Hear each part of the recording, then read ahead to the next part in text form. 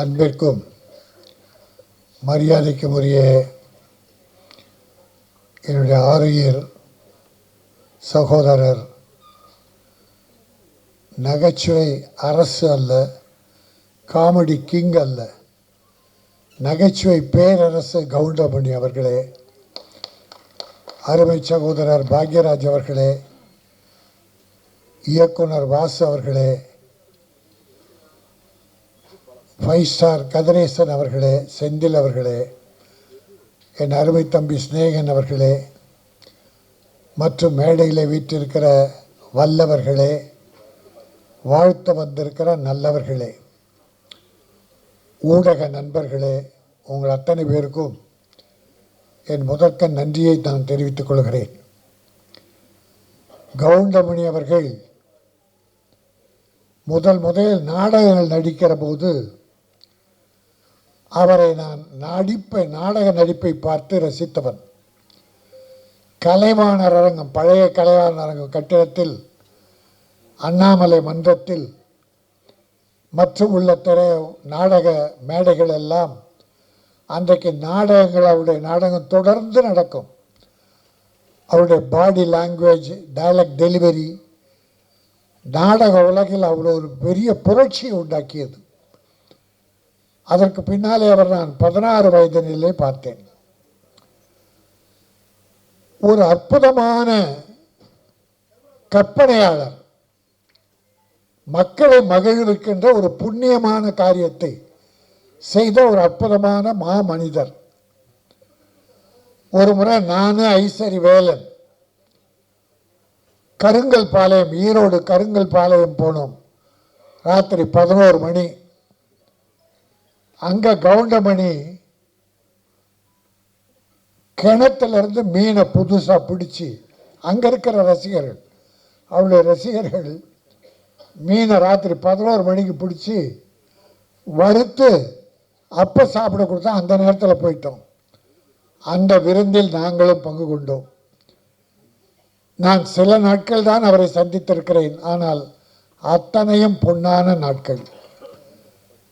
கவுண்டமணி அவர்கள் தமிழ் திரையுலகில் நடிகராக வந்த பிறகு இந்த தமிழ் திரையுலகம் பொற்காலமாக இருந்தது. ப்ரொடியூசர்ஸுக்கெல்லாம் ஒரு பொற்காலம். அதே சமயம் பாக்யராஜ் அவர்கள், டைரக்டர் வாசு அவர்களாம் ஒரு பீரியட், ஒரு காலத்தை தன்னகத்தை அடக்கி வைத்திருந்தார்கள். திரையுலகம் அவர்கள் கையிலே இருந்தது. தயாரிப்பாளர்கள் மகிழ்ச்சியாக இருந்தார்கள். என் அருமை தம்பி ஸ்நேகன் சொன்னதை போல படத்தை பேரை பார்த்து போஸ்டரில் கவுண்டமணியை பார்த்தா அந்த படம் பார்க்காம மக்கள் இருக்க மாட்டார்கள். கவுண்டமணிக்காக ஓடிய படங்கள் ஏராளம். அவரை நம்பி எந்த பொழுதும் கெட்டு போனதில்லை. காலம் தவறாது படப்பிடிப்புக்கு வந்து நடித்து கொடுத்து ப்ரொடியூசரை காப்பாற்றியவர். தம்பி ராஜகோபால் இயக்கி இருக்கிறார். அவர் ஒரு நல்ல நகைச்சுவை எழுத்தாளர். பல படங்களுக்கு பெயர் இல்லாமலே நகைச்சுவை எழுதி கொடுத்தவர். அவர் இன்றைக்கு இந்த படத்தை இயக்கி அத்தனை கற்பனையும் கொட்டி பிரமாதமாக பண்ணியிருக்கார். ஒத்த ஓட்டு முத்தையா. இந்த முத்தையா ஒத்த ஓட்டு வாங்குறானே இல்லையோ, ஒட்டுமொத்த தமிழர்களின் உள்ளத்தை கவருவான். ஒட்டுமொத்த தமிழர்களின் நோட்டும் இந்த ஓட்டுக்கு வரும். படம் பார்ப்பார்கள். ஏனால் மக்கள் ரொம்ப அழுத்தமாக இருக்காங்க, மன அழுத்தம் அதிகம். இப்படிப்பட்ட நல்ல நகைச்சுவை படங்கள் வேண்டும் என்று விரும்புகிறார்கள். இப்போ பல படம் ஃபெயிலியர் ஆகுது, சில படம் வெற்றி பெறுது. அதை பார்த்தீங்கன்னா புதுமை, பல பெரிய படங்கள் ஃபெயிலியர் ஆகி சின்ன படம் வெற்றி பெறும். சின்ன படம் ரப்பர் பந்துன்னு ஒரு பேர் சொன்னேன், டாடா, குட் நைட், நிறைய படங்கள். அப்போது நம்முடைய என்றைக்கும் evergreen comedy king of king நம்மளோட கவுண்டமணி படம் இன்றைக்கு மிகப்பெரிய வெற்றியை பெறும். ஒரு காலம் பூரா அவர் எல்லா வீட்டிலும் இருந்தார். கொரோனா காலத்தில் மக்கள் வீட்டை விட்டு வெளியே போகாத போது அந்த டிவியை திறந்து வீடியோ போட்டு கவுண்டமணி படங்கள் தான் அந்த குடும்பத்தை எல்லாம் காப்பாற்றி மக்களை மகிழ்வித்தது. ஆக எல்லா காலமும் அவர் வாழ்கிற காலம் வரை மக்களை மகிழ்த்து கொண்டிருப்பார். அவர் காலத்திற்கு பிறகும் இந்த சினிமா உலகிலே அவர் செய்த சாதனைகள் நிலைத்திருக்கும்.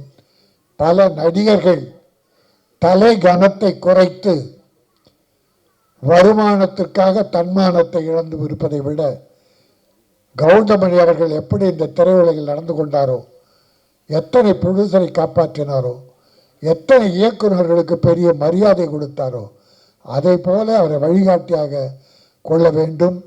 இந்த ஒத்தை ஓட்டு முத்தையா தயாரிப்பாளர்களை காப்பாற்ற வேண்டும். டைரக்டருக்கு அடுத்து படங்கள் கிடைக்க வேண்டும். நிறைய நட்சத்திரங்கள் காமெடி நடிகர்கள்லாம் அற்புதமாக போட்டிருக்கார். மியூசிக் 2-3 பாட்டு பார்த்தோம், அற்புதம், நல்லா இருந்தது. மியூசிக் டைரக்டர் வாழ்த்துக்கள். அதில் ஒரு கவர்ச்சி பாட்டு. இப்பெல்லாம் பாவாடை தைக்கிறாங்க சார், பாக்யராஜ் சார் பாவாடை தைக்கிறாங்க ஃபுல்லாக. அதை வந்து கீசி விட்டுறாங்க. ஒரு நல்ல முழுசாக துணி வாங்கி பாவாடை தைச்சி ஒரு 5 இடத்துல கிழிச்சு விட்டுறாங்க. அந்த பாவாடை துணி மட்டும் தெரிய மாட்டாங்கிறது. நன்றி, வணக்கம்.